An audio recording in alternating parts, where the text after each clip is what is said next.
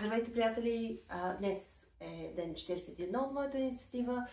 Месеци, 10 дена вече правя това и продължавам да научавам много. Нека видим сонет номер 41 от Уилям Шекспир.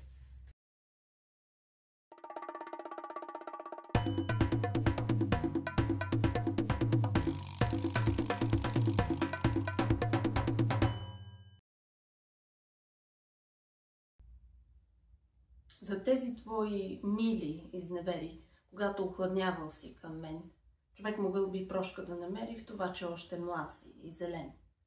Да, хубав си и всяка те желае, чаровен и те търси не една, а от жена родения кога е издържал пред покана на жена.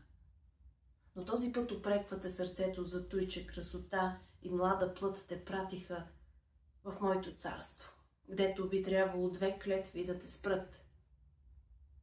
Нещастен аз, от скръб и яд бледнея, измамен дваж от тебе и от нея.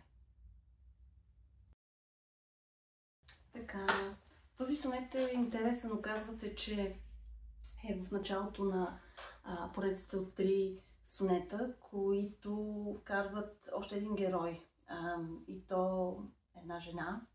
Имаме буквално завъртян любовен триъгълник. Първият катрен тук, в него се говори така за прошката, дадена. Тя е дадена още в началото за изневерите, за моментите, когато младият мъж не отвръща на любовта на поетът.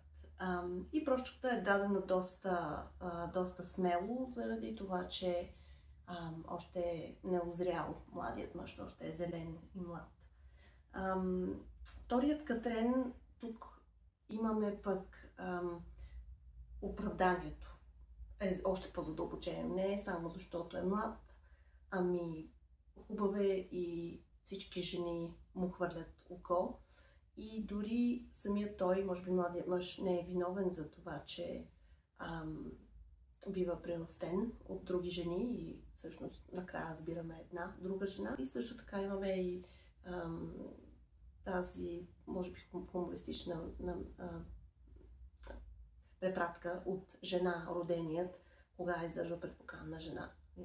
Всеки един, както син, така и дъщеря, са родени от жена, така че той няма как да избягва този парадокс едва ли.